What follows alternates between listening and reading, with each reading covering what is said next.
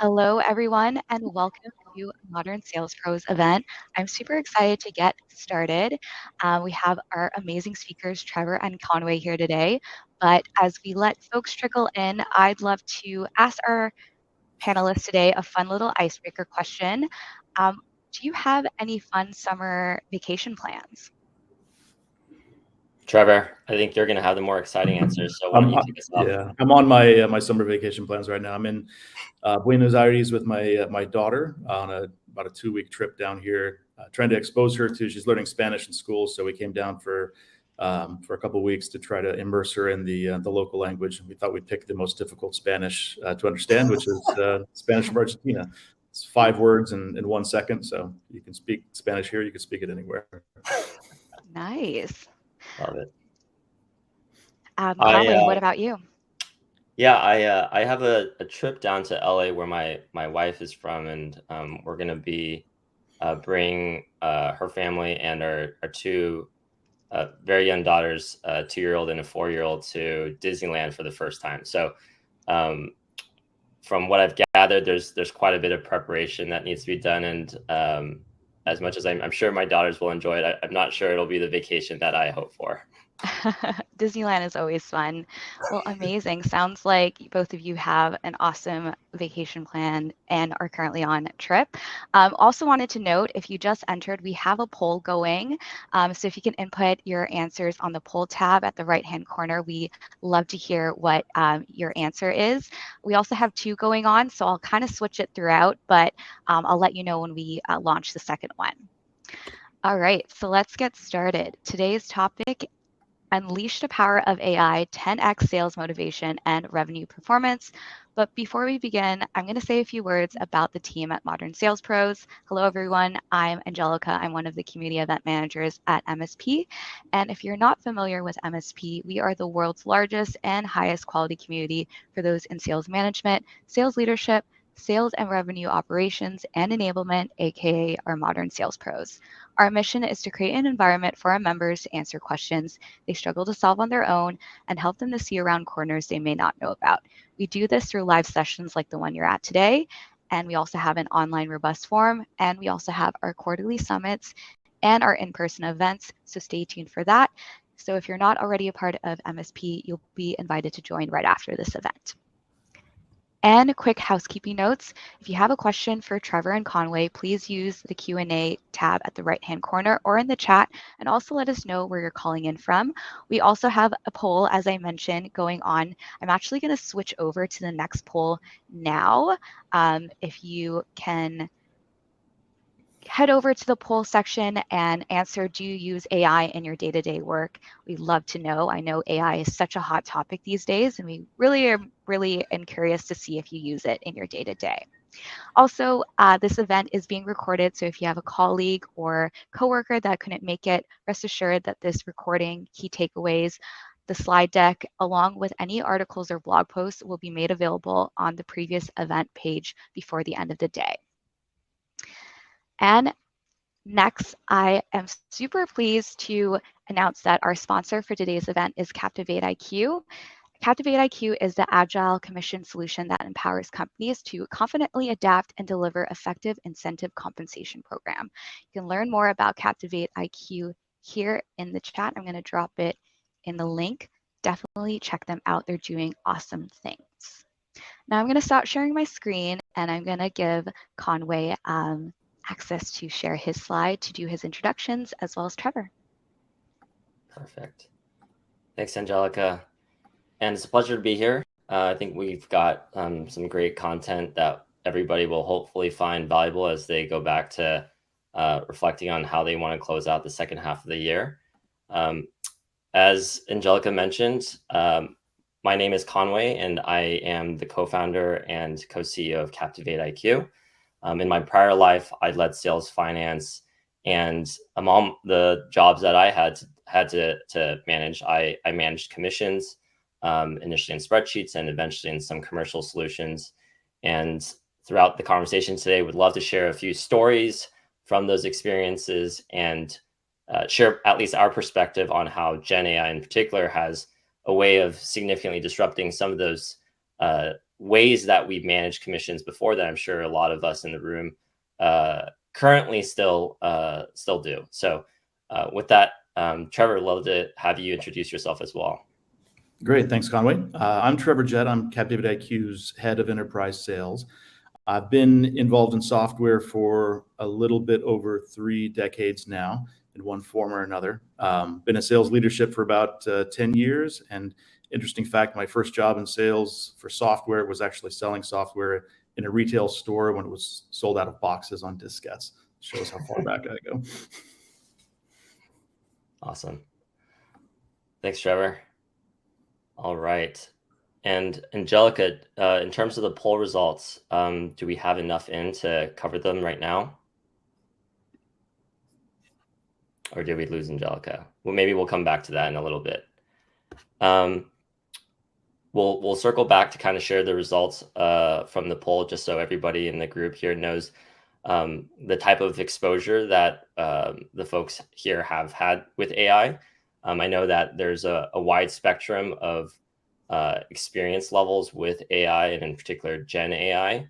And I think today, as much as we could spend a lot of time talking about Gen AI, Trevor and I are particularly excited about sharing some of the stories and challenges that we've encountered in our previous work experiences, as both a comp admin like myself, as well as a sales leader like Trevor, and kind of anchor on those stories to showcase what we think Gen AI can do, and to provide some tangible examples of where Gen AI can create near-term value. And there's a few specific areas that we'd love to focus on, and the stories that we share. And among them, they are how reps understand comp plans from both an IC's perspective as well as a manager's perspective. Secondly, from more of a comp admin's perspective, all of the work that goes into processing incentive compensation, whether that's month to month or quarter to quarter, what are all the tasks that go into that end-to-end workflow? And then lastly, something that's applicable to, I think, every stakeholder involved with the incentive comp program. How do we measure performance? How do we report on that performance? And how do we learn from the data that we use to measure performance? So those are some of the areas that we'd love to share some stories, share some challenges around, and then eventually segue into sharing some perspective about how Gen AI has a part in really disrupting the way that we approach these different areas for the better. And along the way, just to make it real, we'd love to show how Captivate IQ is thinking about applying Gen AI to these areas. And so we'll have a few videos to kind of showcase what our product is introducing to help all of our sales leaders, our comp admins, and everybody in between with their day-to-day. And before we hop in and start tackling one of these topics, I just wanted to also share a few resources for those of you in the room that can benefit from them. So not too many weeks ago, we also held another webinar that went a little deeper into Gen AI from a technical perspective, and talked about how Gen AI can solve different problems across a business at a bit of a higher level. And so for those of you who could benefit from having that deeper understanding from a technical perspective, as well as a more general business application perspective, we'll include a link to a recording of that webinar here. And we'll also include a link in the follow-up emails that you can check out and share with colleagues if again, that's something that you guys would find helpful. Second quick resource is our team will be attending World at Work and OpsStars over the coming months. And so if you're planning on attending either of those events, please don't hesitate to visit our booth and ask us questions, whether that's related to Gen AI, whether it's related to ICM, or anything that you think that our team could be helpful for. So a few resources just to put on everybody's radar. But with that, let's dive in and we'll talk about the first topic, which is how reps understand comp plans. And over the course of this webinar, we're going to be doing a bit of back and forth between me and Trevor. I'll kind of be interviewing him as the sales leader and asking him some questions, and then he'll do the same thing with me as a comp admin. And so to kick things off, how do reps understand their comp plans, right? And so, Trevor, one of the things I'd love to ask you, and would love to have you share thoughts on with the broader group here, is throughout your experiences, going back to the days when software was sold in a box to the days where they weren't. How have you seen sales teams be educated on how their comp plans work? Can you share some examples of how this works in the real world? Yeah, absolutely. I think when I was selling software in boxes, I was just making a flat $5 an hour. So my comp plan was pretty simple back then. But in a modern sales organization, typically the comp plans come out once a year. Sometimes they come out twice a year. But in my experience selling software, they're usually released at the big sales kickoff. So as part of the kickoff on usually day 3 or day 2, whatever the last day is, all the sales reps will gather up into a room, and one of the sales leaders and someone from sales ops will go through and communicate the new comp plan. And it's usually a pretty contentious meeting because everyone is there on edge. All the reps are sitting there waiting for the floor to fall out from under them. Am I going to make any money this year? And in my experience, the communication is there. They're trying to do like as little as possible, and then exit stage left, because the Q&A that goes on, a lot of it can get a little negative. So in my experience, they're meant to convey the information and then get straight out. The education doesn't actually happen during that point. That kind of follows on afterwards. Got it. And when you think about how well sales reps generally understand their plans, on a scale of 1 to 10, 10 being they understand, every detail of the comp plan, 1 being they don't actually have any clue what they're being incentivized against. Based on your experience, where do reps generally stand? Yeah, I'd say it's somewhere between 5 and 7. Honestly, there's always that one rep that can calculate their entire pipeline in their head and figure it out on the back of a napkin and understand exactly what their year is going to look like. But more often than not, people have a general idea. They're going to go through and evaluate, all right, what's the base rate? Are there any caps? Like, what are the big ticket items? But to understand the nuances of it takes a little bit of time.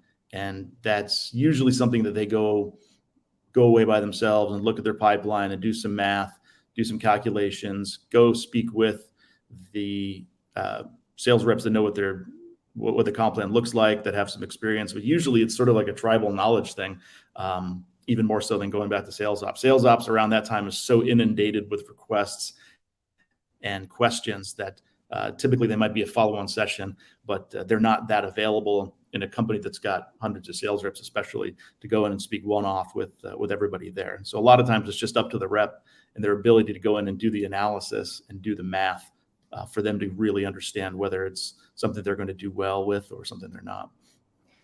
Yeah, and I think that generally matches my experience as a former comp admin. I think what's fascinating is a lot of sales reps don't have what I would say a great understanding. They might have a okay or mediocre understanding, kind of reflecting that rating that you mentioned of 5 to 7 out of a scale of 10. And I think what's interesting is I've always asked why aren't we trying to get people from 5 to 7 all the way up to 10? When it's something that's as critical as their compensation. And I think the reality is a lot of sales reps, again, from my experience, they do care to understand, but there isn't a very good channel for us to facilitate that conversation, right? There might be the one-off, meetings I have with a sales rep who's proactive to kind of ask me the questions, block off time. Maybe we'll have an email chain to kind of go back and forth on a particular question. But when you think about it, that's a lot of calories that the sales rep needs to invest in to understand their comp plan, right? I liken it to just, a student and teacher kind of a situation where perhaps a student has questions. You need to rely on the student to go to office hours, right? You need to rely on the student to, raise their hand and ask questions. And as much as those are, characteristics that I'm sure all of us want to develop in our sales team, the reality is there's a certain threshold where, hey, look, I have all of these other things I need to worry about, namely selling and closing, that, I can't afford to spend so much time thinking about the mechanics of my comp plan. So it's an unfortunate situation in my opinion. And again, the barrier I think that sits between a sales rep going from a 5 to 7 to a 10 has a lot to do with finding a way where the ability to ask questions and the ability to get answers is very seamless. It's real time. It's on demand. And for those of you in the room that have played with some Gen AI applications like ChatGPT, you're probably seeing where some of the potential lies here. But that's I think that makes a lot of sense. I think as a sales leader, I'm curious about how you've been on kind of the receiving end. So when sales reps have questions, do you often get questions from them about how things are working, or do you usually find that they're going straight to sales ops or to finance or to the comp team? Yeah, that's a great question. I mean, they usually go to both, honestly. And as a sales leader, I'm going to decide how much time I'm going to get behind answering those questions, because it can be an enormous burden as well. And there's a delicate dance that you have if you're running a mixed team, people on different comp plans. There's a lot of confidential information there. Maybe the enterprise team doesn't want to know what the other team is doing in terms of commission rates. Maybe they're not the same. Maybe everybody doesn't have the same thing. So there's a delicate dance that you have to do around conveying all the information. So typically it would be me as a sales leader. I'm going to go in and try to make everyone feel good about it. But what I'm not going to have time to do is help them to go through their pipeline and understand on a deal by deal basis when these deals should close to maximize the amount of dollars that they have. That's something that I found in my experience. Reps don't necessarily do a good job of doing that. They don't understand the way to get to the top dollar, to get all of the dollars that are available to them. Yeah. And they're not getting information from me nor from sales ops. Yeah. I think that makes sense. And it's something that I hadn't been as exposed to. The kind of conversations between sales rep and sales manager as it related to how their comp plans worked. But I think what I have started to hear more and more of, especially over the last few years, with the number of socio-political macro events going on, and with all of the kind of changes that are being introduced to comp plans as a result of the changes that we're seeing in the market, there are more questions than there have ever been before. And I think as much as it might be hard to understand a comp plan, it's even harder to understand a comp plan that changes every single quarter, right? And so I think this problem has only been exacerbated. I think, maybe to say things differently, if in a typical year, a person, a sales rep, has a 5 out of 10 comprehension, I think in the years that we're kind of living in today, it's probably lower, just because of the rate of change and the fact that the information you may have gathered, is 3 months ago is already out of date, right? So I think there's quite a bit of importance here. And again, when we ask ourselves why it's important for reps to have this comprehension, I mean, it sounds like a kind of a dumb question to ask, but why is it important, right? And I think I go back to, what is commissions at the end of the day, right? What is incentive compensation at the end of the day? And I think, in its most basic form, it is a way to create alignment between the company and the team, right? At the end of the day, not to, again, oversimplify things, but if there's a company that's selling apples and oranges, and there's one year where apples are the focus, we really want to sell apples, then the comp plan should reflect the emphasis and the focus around apples, right? It's a way to create that alignment between what's important for the company and what the team should be doing. But if in the subsequent year that focus moves away from apples to oranges, right, that comp plan has to shift accordingly. And so I think, again, comp plans and the comprehension of those comp plans are important for creating that alignment. And maybe one last question to ask you around this, Trevor, is when you think about how people, how your teams are thinking about their comp plans, and whether they understand what they're doing, and how that's that kind of rolls up to the broader company goals. Do you feel like they understand that relationship between what they're doing and those company level goals today? Yeah, I'd say probably, but most of their focus is going to be on how I'm going to make money as an individual contributor, which is not something I would ever fault them for, because as a company, we're also looking at how we can maximize that investment that we're making as a company in those incentives. So making sure that they're aligned is pretty critical. Yeah. One of my mentors once at a sales kickoff on the topic of my new comp plan once told me, it's all one bucket of money. You can get the floor mats for free, you can get the undercoating for free, but it's all the same money. So you can put it in one area or the other. That's true. Yeah. And as a company, that's what's important, making sure that we've aligned those motivations back to our objectives critically, because if we don't, if the reps are not taking advantage of those kickers that we have and the motivations to make money that we have, then not only are they not going to be achieving those company goals, but then they're not going to be making the money we've set aside for them. And reps that are not making money that we've set aside for them are not going to perform at their optimal level. So it's really a delicate balance that we have to achieve in making sure that they know how to make money to meet our goals so that they stay motivated. If they leave money on the table, they're going to get detracted. And reps that aren't making money generally don't make money. Reps that do make money generally make money. That's kind of how it goes. Yeah. Yeah. I think you're right, by the way. I think as much as companies and teams want to have clarity around how their work rolls up into the broader company level objectives, I think that in particular for a lot of the more commissionable teams, there is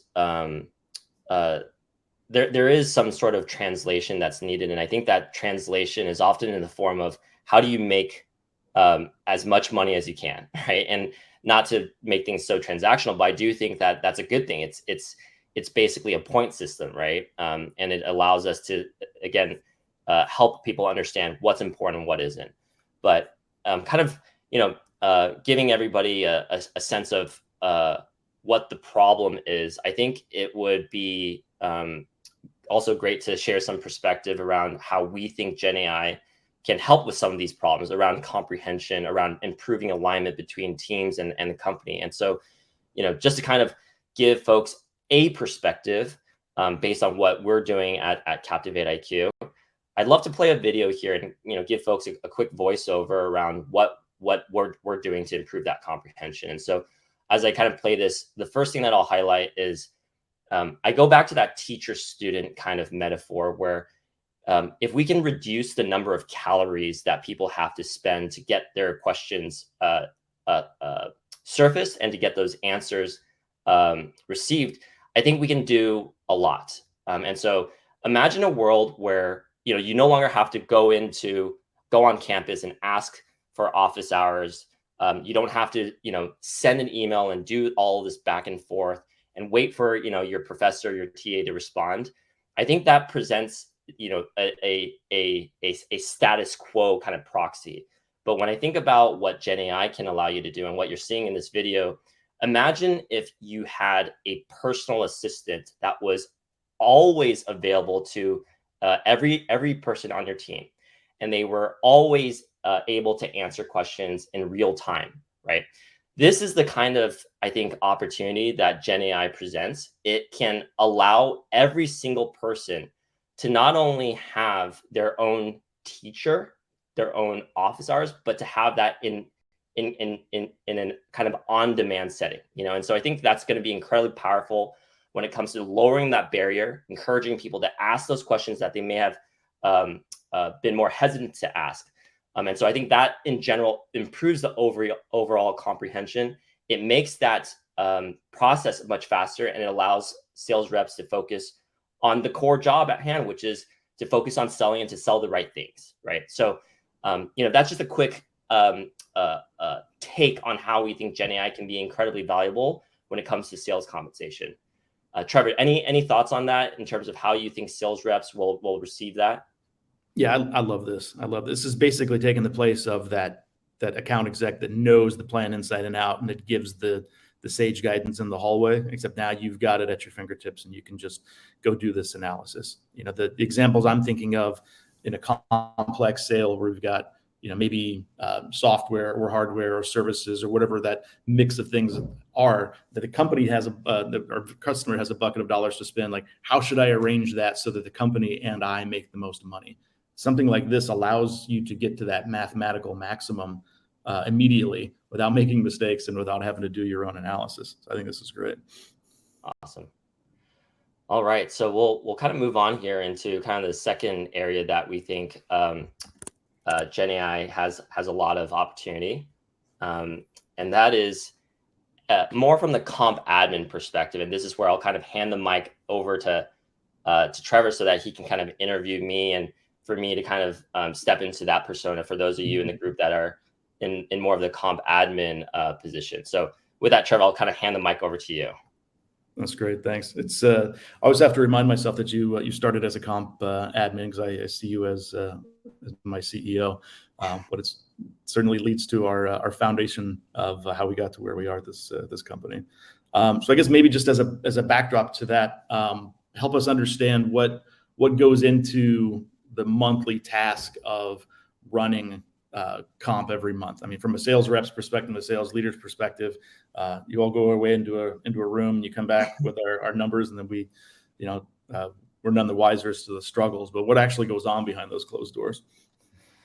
Yeah, and I'll try to kind of I'll walk through what I think serves as a baseline workflow that most companies of meaningful scale probably think about. There's certainly a lot of variability in how companies think about it, depending on various factors like their scale, which lends to certain requirements around controls that they need to introduce, to the kind of maturity of the kind of business partner teams that they have, i.e. do you have a data engineering team that can potentially help transform and clean data, or is that something that you're having to do on your own, right? But just kind of establish a baseline for what most companies have to think about.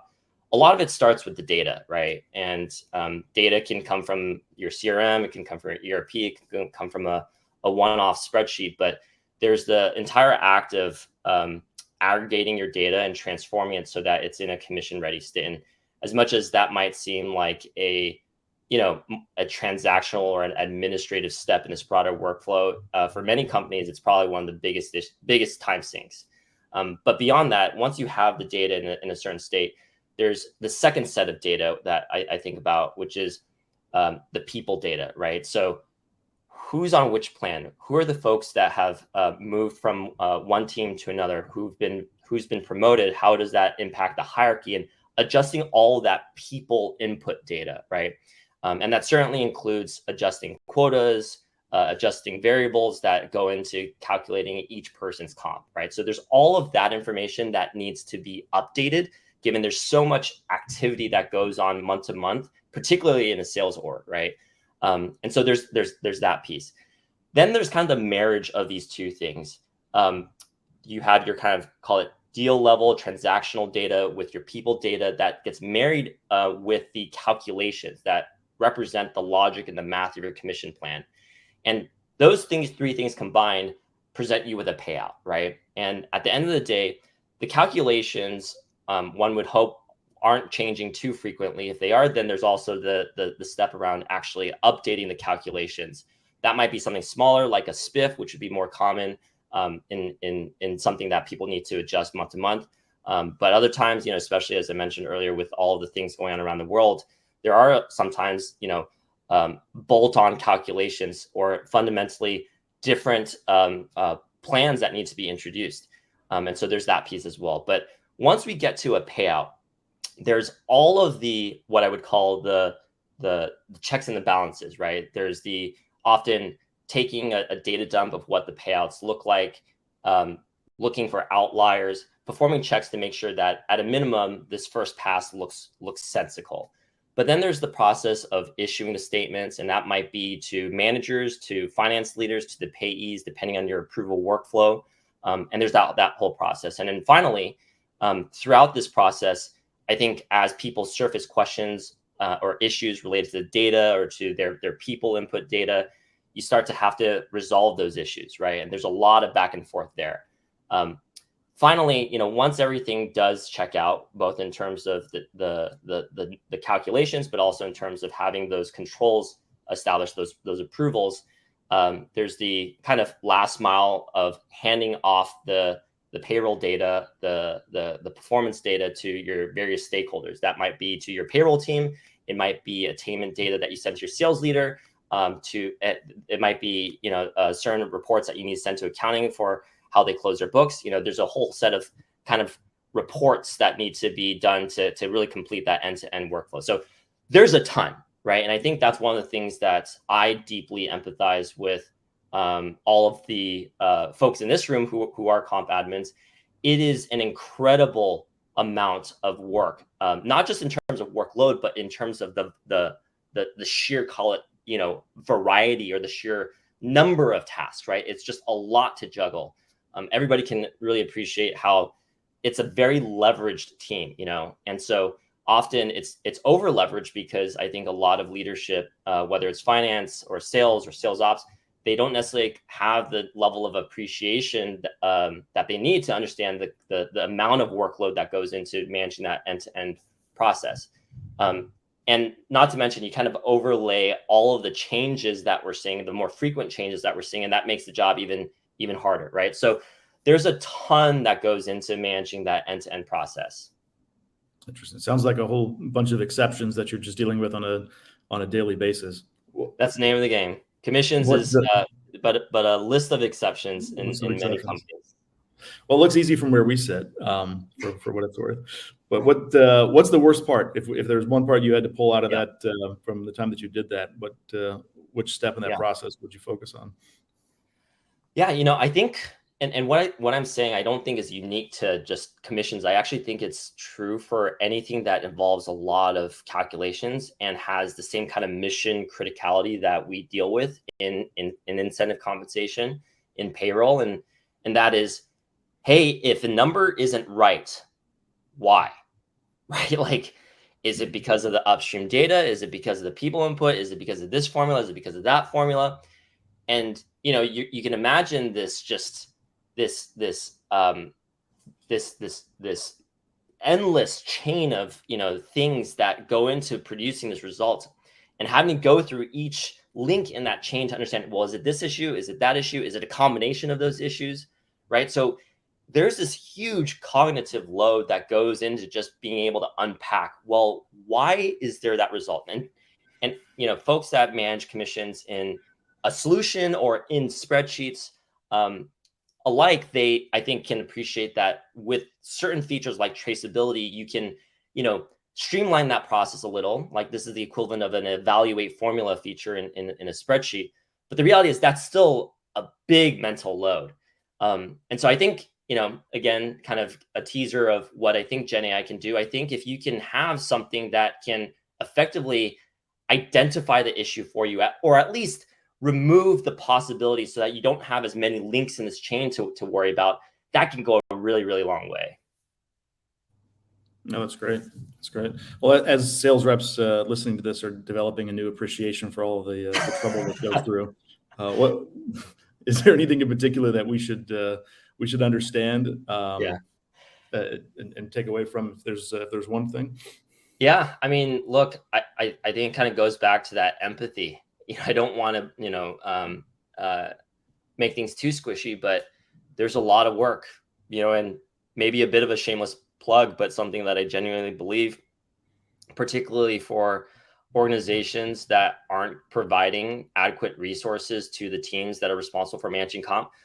They're very, very difficult jobs, and I think we do a part in providing those teams with the air cover that they need. If they don't have the budget to, add additional headcount, but especially for the teams that don't have a solution, I think it's a really, really hard job. Now, at the end of the day, it's payroll. It's got to be done correctly. It's got to be done on time, and that's just the name of the game. But even if those hard facts are true and can't be changed, I think there's still that level of empathy we can all provide. So, get a bit on the squishy side, but something that I'll champion for the broader group here that manages comp. I love it. That's great. And, I think with that, hopefully folks are, getting a sense of just the chaos, right, that goes into managing comp every single month or every single quarter, right? And so, we'd love to share kind of how we think about Gen AI's application in this space. And so with that, I'll do a quick voiceover of this video. And what you're seeing here is kind of going back to that, hey, we have an error. What's going on, right? And so here, we're helping the person understand, hey, what might the issue be? And in some cases, we're presenting them with options to correct that issue, right? And so having at least kind of a thought partner that's sitting by your side and helping you understand what we should do. And so I think that removes that cognitive load. I think the second piece that's important is when you're thinking about that chain, right, of those calculations, often it's in formula language, right? It's not the easiest thing to unpack. And a lot of times when you're trying to understand why something isn't producing the result that you would expect, it's a lot easier if somebody were to just explain it in layman terms, and I think that's another powerful, characteristic of Gen AI. It has that way of being a true teacher. It's explaining it in the language that I think everybody can understand, even if you're somebody that's less sophisticated, not necessarily as proficient in quote unquote modeling, right? So I think there's a huge amount of potential here. And I'm particularly excited about what this will do for our comp admins. So, with that, we'll kind of enter the last area that we'd love to spend some time on, and that is around how we actually take the performance from the prior period and how we derive value from it, right? There's a lot of data. Do we know what happened, right? The most basic question. And then from that, based on what happened, what can we learn from it, right? And I think often, just speaking from a comp admin's perspective, you're so mired in all that work that you're not really thinking. You're just doing, right? Kind of hashtag Top Gun. And that's not necessarily a bad thing, right? Like stuff has to get done. But the reality is, as a business, there's tons of things that we're probably not doing well, or things that we're not doing that we should do, or things that we should be doing more of, right? And a lot of the answers to those questions lie in the data, but a lot of the work that we're doing is more on the reporting side of things, right? It's not that thinking side. And so, I'd love to ask you, Trevor, some questions, and I'll kind of chime in from the comp admin persona, but at least getting a perspective from a sales leader. When you think about the types of questions that you want to ask, that you want to get answers to at the end of the period, what are some of those questions? Yeah, as far as the comp performance is concerned, I want to know that all of the work that we did in designing the comp plans and designing how we would motivate our reps financially, I want to know if it worked. I want to know, did they take advantage of it? Did they get those dollars?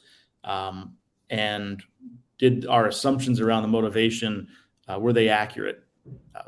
Did this plan that we put in place get my reps to push harder to close something this period as opposed to letting it go the next period? Are they taking advantage of those dollars?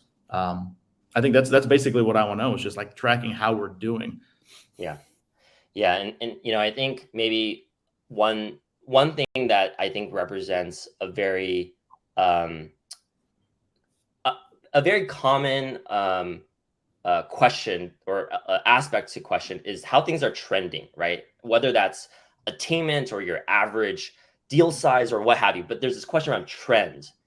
And I think often, you can certainly report on it either in a table or a graph or something, but a lot of times people aren't actually looking at that trend closely to understand, well, why is it going down or why is it going up, right? And I think to your point, whether it's by individual, it's by team, it's by segment, it's by geo, it's by type of customer, right? There's all sorts of these things that you're asking about, what's working, what's not working. And, unfortunately, unless you have access to that data, or even if you did, unless you have access to that data and know how to kind of set up the analysis or model to some extent, it's going to be hard for you to answer some of those questions.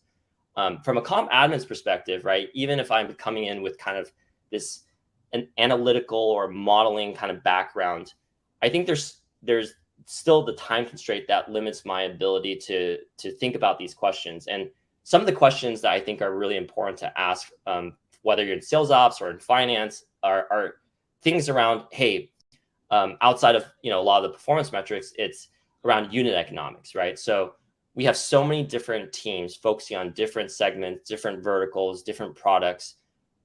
How much are we paying for every dollar of business, whether that's new business, renewal business, right? What is the actual efficiency of all of these different go-to-market segments? And in a market where efficiency is as important, if not more important than growth, I think that's a really important question to ask, but one that a lot of sales ops and finance professionals still don't have the time to ask, or they don't necessarily have the time to ask at the granularity they want, right? They might look at it on a blended basis, but more often than not, that's hard to action on. So I think there's a lot of really important questions sales leaders, sales ops, finance alike want to ask that lie with the data that comes out of performance about commission specifically, but they don't have the means to actually answer them. So super helpful. And maybe when you think about how you've tried to answer these questions in the past, Trevor, I don't want to be assumptive about the comment I made earlier about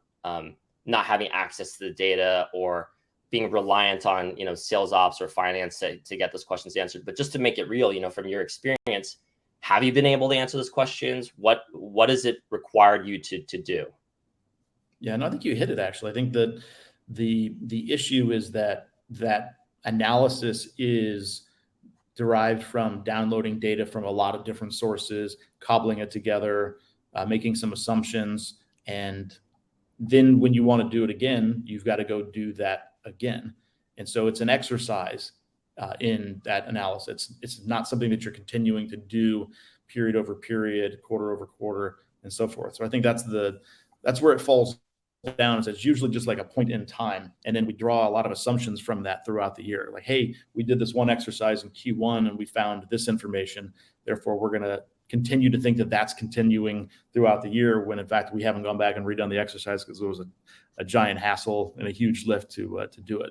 So the ability to go in and use something like this to perform that analysis over time in no time really allows us to get to that critical piece of information when we need it and continue to go back to it over and over again.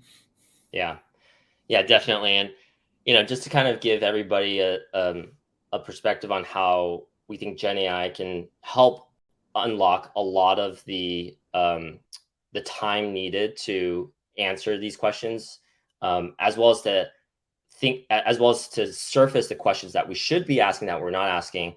Here's kind of a take that Captivate IQ has on what we can do. So, in this particular example, whether I'm entering in as a sales leader, as a comp admin, I have some questions that I want to ask, and I might want to start pivoting things. I might want to start looking at things by region instead of by segment. Having kind of this, maybe not so much of a teacher this time, but more of an assistant, a technical assistant that can not only pull the data for you, but also have the, analytical competency to run the analysis to answer these questions. That's what Gen AI can do, and I think the hope is that we can see AI applications grow more and more sophisticated to answer more sophisticated questions. And so here's, again, just a take on how we're starting to explore the way that Gen AI can really be a partner, a thought partner to sales leaders and to comp admins alike. And so, with that, I hope everybody here walks away with not only a bit more empathy around the roles that they do, and kind of a reminder that, in many eyes across our customer base, at least, you guys are heroes, right? You guys are doing things that require, likely a lot more people or a lot more resources. But beyond that, I think it's also, I'm also hoping that everybody can start to get a taste of how Gen AI can be a real thing in the world of incentive compensation, right? We're still in the early innings. There's still a lot to learn about what Gen AI can't do or can do. And in particular, I think when we talk about incentive compensation, it's such a mission critical thing. It has to be done right. It has to be done on time. when we're talking about new technologies, we always want to be wary about introducing something that isn't fully baked, right? And so that's something that we're constantly also revisiting and making sure that, at least in our application, I'm sure a lot of companies are thinking about this the same way. We need to make sure that we're giving people the power of by power I mean choice of using these AI capabilities, and equally important is providing confirmation or a human in the loop kind of a workflow, such that if AI is telling you something, that we're still providing the necessary checks and balances to make sure that, yes, this is correct, right? So hopefully everybody's walking away with a lot more perspective, a lot more background knowledge around GenAI, as well as how it applies to incentive comp. But just kind of cap things off, going back to the poll that we had at the beginning, I'll share some of the votes that came in.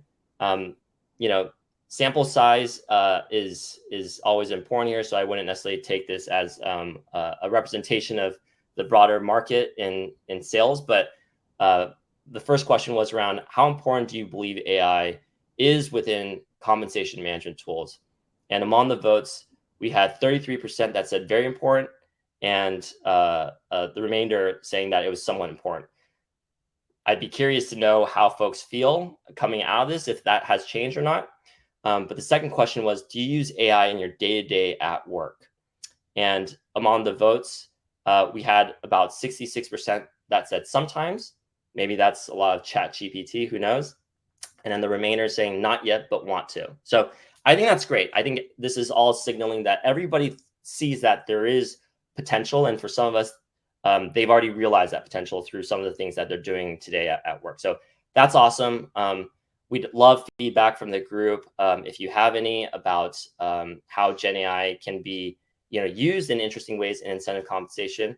But with that, we'll kind of open up to Q&A. And I'm looking at the poll right now, or rather the Q&A section. I don't see any questions, but maybe we'll give a few minutes before closing things out. And maybe just some other thoughts while we're waiting for people to come up with questions. It occurred to me that most of the conversations in the media today around AI have to do with whose jobs they're taking away. It's certainly, from this demonstration today, it appears that comp admins' jobs are not in danger from AI, but in fact that they're going to be getting to be a lot more effective with tools like this and the abilities that they come with. So I think the jobs will probably be a lot more rewarding in the future, but certainly AI is not coming for the comp analyst job. Yeah, I think that's a great highlight. And the way that I've kind of talked about it with some of our customers is it's moving us from from doing transactional work to transformational work, right? We're doing less and thinking more. Yeah, absolutely.